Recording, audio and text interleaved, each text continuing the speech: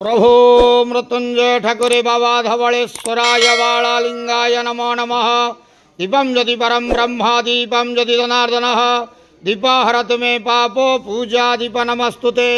बाबा धवलेश्वराय बालालिंगाय नमो नमः। संसार सुखी रखंतु।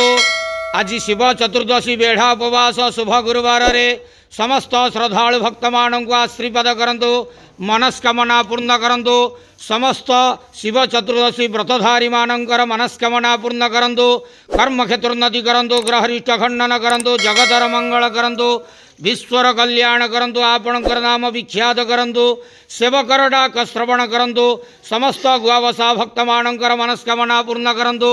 जो जो भक्त माने आपण पाखरे मानसिक रखिछंती तांका मानसिक पूर्ण करंतु। प्रभु धवलेश्वराय बालालिंगाय नमो नमः। संसार सुखी रखंतु, आनंदे गवार। हरि बोलो।